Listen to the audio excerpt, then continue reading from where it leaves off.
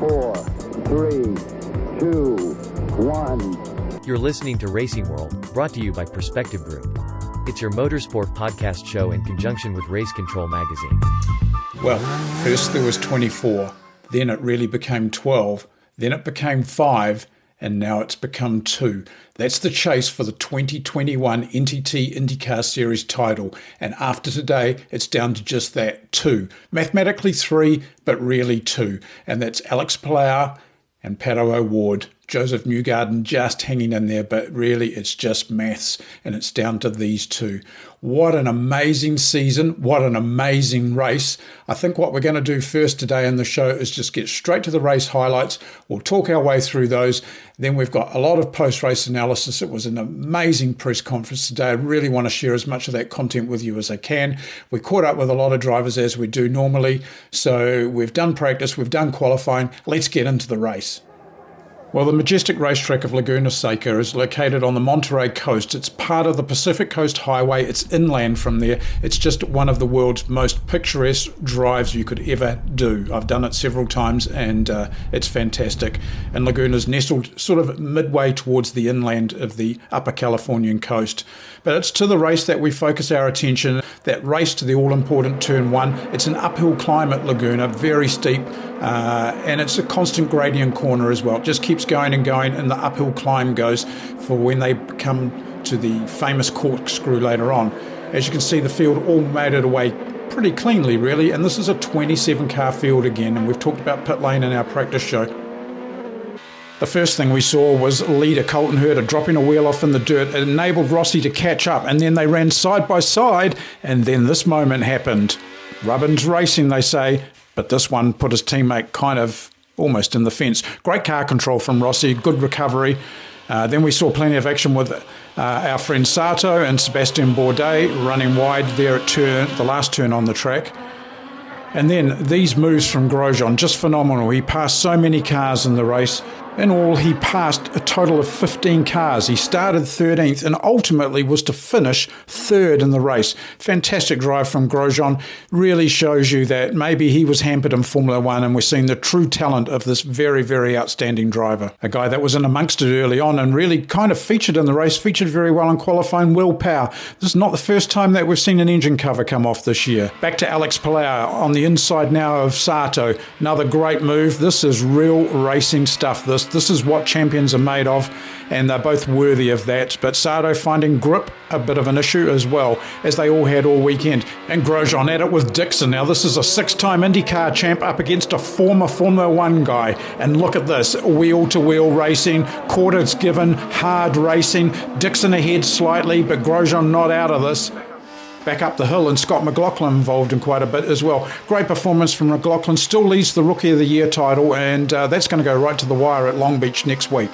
One whose championship hopes took a bit of a dive today, Joseph Newgarden, just couldn't really get it together. They tried all sorts of strategy, but it just didn't pay off. Grosjean again, this time on McLaughlin, but McLaughlin fights back, but in the end, it was all Grosjean. Sato spinning at the corkscrew, and unfortunately, into Dixon. This really just sealed the day for the Iceman. 6-time champ, not to become a 7-time champ this season. It all came down then to Alex Palou. He just put in these laps. And then look at this phenomenal view, right up behind the back gearbox of Newgarden. And just this, it kind of highlights this uphill climb at Laguna. Grosjean had the lead for a short space of time, but it wasn't really for very long. And once again, Colton Herta got back in front. He was to lead a total of 91 of the 95 laps, so it really was a day for Colton Herta. Pato O'Ward, he became a victim of Romain Grosjean as well. Grosjean just making a lot of these guys look quite second-hand today, and it just shows this guy really has got it together. And all credit to Dale Coyne Racing. They've delivered a car for him to be able to do the job, and that says something for Dale Coyne. And don't forget, our championship leader, Alex Palou, he drove for Dale Coyne last year. Grosjean did have this incident, however, with Jimmy Johnson. This is not NASCAR racing at Laguna. This is IndyCar racing, Jimmy.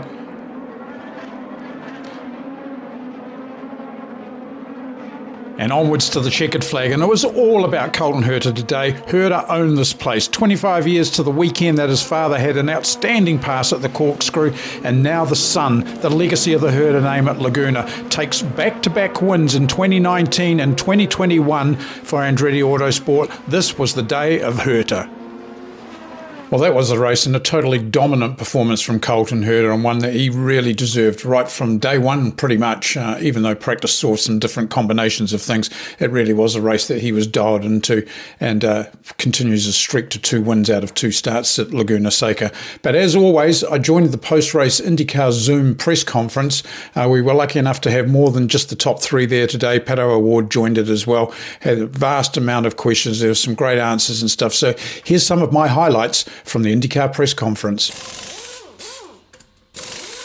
Colton, for you today, just how did it feel, and were you aware of the people that were around you as the race developed as well? The whole race, really, Alex was right there, and then Grosjean at the end, pressured Alex and therefore pressured me. So it was very interesting, to see the cars that struggle with tire deg that we're, much faster than, but then once we got to them, we were kind of stuck behind them and struggling to overtake, and that balance of, for most of the race, when I was stuck behind lap traffic, defending from Alex, but also trying to attack to get by the other drivers was difficult, and very different to the race that I had in 2019. So they were both refreshing and fun.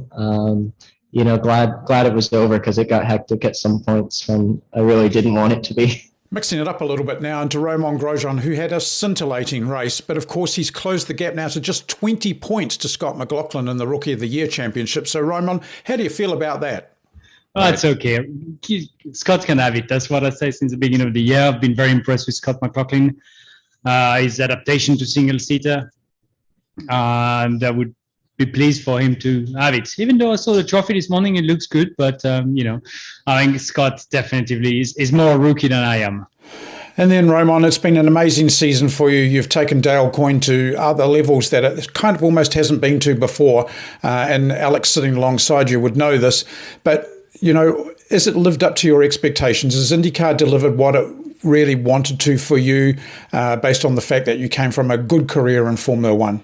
I came in not knowing what to expect, if I was going to like or not the championship, and I basically fell in love with IndyCar. Expectation were maybe just got 1 podium. Alex was with Dale Coyne Racing last year, and you had 2 podium? One. Okay. Yeah. So but you had some F1 season, so maybe that balances the... Yeah, but you're good on iRacing. That's true. He's bloody quick on sim racing. I can't keep up. Nowhere. Anyway, when I looked at Alex's season, which was a very good season last year, and he had a podium, he had a front row start. So that's what I based, kind of my season on. Once we did the pole in Indy GP, we scored a podium and 2nd place finish, and we were up there running with the top guys. It was already job done. No, I just want to. Last week I was really annoyed with myself. I was really angry at myself. So I'm glad that this weekend we made a good job. And Alex, to you now, you're our championship leader going into this last round. It's still a little bit on the table, but were you happy with knowing that the guy out front today was not actually a championship contender? I mean, yeah, obviously, I was happy to know that there was only one car in front, and it was Herta, that it's not directly fighting for the championship. But I don't know. I'm relieved that we got 7 podiums this season. Like, it's not that we were lucky 3 weekends. We've been a bit unlucky actually, but I'm just happy that we keep on performing even when we struggle, because I think last weekend we had a really strong car, and this weekend maybe we were lacking a bit of pace, but since the beginning of the practices we improved, and we got almost there with Colton. So I think it was a good weekend. And then to our other championship contender, Pato O'Ward. Now, I saw this guy several years ago in Sonoma, and he is talent, and he's proved it this year. He's taken the McLaren team to levels that they haven't really been to before in IndyCar. Sam Smith did it, sure, in Indy Lights days, but now we're really seeing this team at a whole different level. And for him, this championship is still alive. The worst that Alex Palau can afford to finish, assuming that Pato O'Ward finishes ahead of him at Long Beach, would be 11th. That's going to be a critical place to finish in Long Beach. But of course, there's lots of combinations that can play that out. But keep that one in mind. But for Pato, it certainly was a tough day. We're not there yet. We're not where Ganassi is specifically, because I mean, the guys have 3 cars in the top 5 in the championship. So if you ask me whose championship it is to lose, it's them. And I think we're here as underdogs. It's the first time that we truly challenge for a championship of this, magnitude with this amount of competitiveness. I mean, I don't think it's ever been this stacked. And we're up against, multi-time champions. So I think it's been a fantastic year, I have to say. I mean, I'm very proud of what we've been able to accomplish. I'm really proud of how we've grown. But we're not there yet. We need to keep pushing, and we need to keep improving. And I think when we find that little bit extra that we need, it should put us into contention of more wins, just more frequently. And Pato, you've come up just a long, long way from the Indy Lights days, and of course your season and a solid season this year. But it's tough stuff, isn't it? Like it's not easy. I mean, that's why I feel like they put so much emphasis into how hard it is to win here, because it's damn hard, man. It's really tough. And when you don't execute in qualifying, it's really hard in the race. But for example, today's race that favored new sets of tires, so new reds and new blacks, guys that had new reds could do a stint that was, a few seconds quicker than, at least like 10, 15 seconds quicker than a black stint. And I mean, I think Grosjean almost freaking won the race. So, I mean, he started like 13th. There you go. So, I mean, I think today we absolutely maximized what we had. At least that's how I feel. Right, well, moving on now, and once again, as always, thanks to Kate Davis and the team at IndyCar for supplying us and helping us get these interviews with the other remaining drivers outside of the podium positions.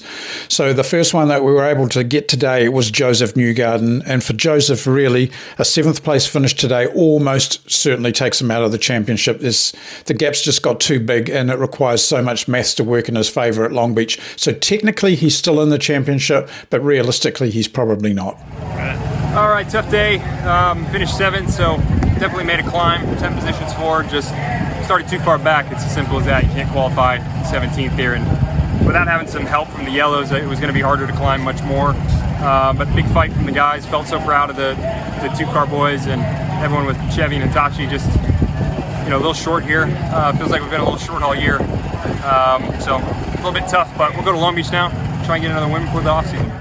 Onwards to fellow Penske teammate Simon Pagenaud, who finished 8th today. Simon could be fighting for his career, although we think that the long-rumoured move to Shank Racing next year will be announced maybe as early as Long Beach next week. But it'd be a shame to see him go from Penske. Wish him all the best if Shank is where he ends up. But it was a pretty solid performance from Simon today. P8 today, P8.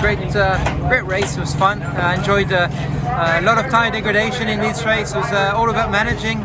We had one pit stop at the beginning of the race that cost us maybe fifth place overall. But it was a good fight. And happy I could have Joseph a little bit in the championship. And personally, it's exciting to go to Long Beach, my favorite track for the last one of the year. So thanks to Menards, thanks to Chevy, a great weekend. And onwards to the likeable Kiwi that's turned heads this season. Topped of the practice on the second day, fastest in practice too. Dipped a little bit in qualifying, but this guy has kind of delivered this season, really. I was kind of hopeful that maybe we'd see a podium. We still might. We might even see a race win at Long Beach. But he's certainly made his mark, transitioning from a big heavy V8 supercar to the more nimble IndyCar, open wheel for the first time. I think McLaughlin can be very proud of what he's done. Overall, like for me and my the broad scheme of things, this is probably a really good character building weekend for me. I passed probably the most cars I ever have. I gained like 7 spots from the start, and I was having a lot of fun. And then a couple of strategy calls didn't go our way, but then I made a complete balls up here into the pits and slid through the box and cost us 3 or 4 spots. So we're realistically 8th or 9th today, and we finished 12th. So onwards and onwards. A very, very solid 17th place finish for Jimmy Johnson on a road course. He has tested here. I know the Ganassi team tested there a couple of times during the season, and Jimmy was part of that test, and he tested at the end of last season there. So he's had a bit of mileage around Laguna, but even so, this was a tough day for him. He passed cars. He fought in there. Yes, he kind of got into a bit of argy-bargy with Romain Grosjean, but at the end of the day, this was a performance day from Jimmy Johnson. Solid day for me here at WeatherTech Raceway. Pretty racy track and very interesting race as the tires were falling off and different tires that each team was on and trying to utilize strategy. All in all, though, it created a lot of passing, and I really had a great experience learning how to set cars up, make passes, work my way from a 25th starting position up to 17th. Just all in all, a strong day for the Carvana Honda, and looking forward to closing things out next weekend in Long Beach. And now down in 20th place, a very tough day for James Hinchcliffe. Another difficult day, another day that's probably ending in frustration, knowing that maybe the career is on the line now. There's a lot of talk about whether we'll see James Hinchcliffe in IndyCar next year, so it made it a tough, tough day. Obviously a really difficult race for us. The car kind of inexplicably went way looser than we could have predicted based on warm-up, and really the whole weekend we maxed taking the front wing out that we could, just trying to chase it. So, credit to the guys in the pits, they did a good job, and we worked on the car throughout the race and eventually got it there, but by that point the damage was done, and unfortunately, we were back down where we were. So, tough break, but we'll move on to Long Beach. We've always run pretty well there. Hopefully we can keep that going, and congrats to Colton on the win. Continuing our run through the drivers now into 24th, and Elio Castro-Neves. I really thought that Elio would do better than this. Maybe the off that he had in practice didn't help. I don't know. We can blame all sorts of things, but they need to find more serious and constant speed out of the Shank cars. Jack Harvey's tried hard. A lot of pressure now on Elio to deliver on this. He is a 4-time Indy 500 champion, so expectations going into next season will be very high. First of all, SiriusXM and AutoNation 6 was incredible. The guys did a great job. We really worked very hard. Now we start putting our sleeve a little bit, like, let's try to push it. And fortunately, we did have a bad set there that was caused a lot of understeer. Tire drag was extremely hard. We changed the car from yesterday to today, and finally showed some potential. So in the end, we probably would have finished in 19, 20, same position we start. I decided to pit just to finish strong, and these guys have been working so hard.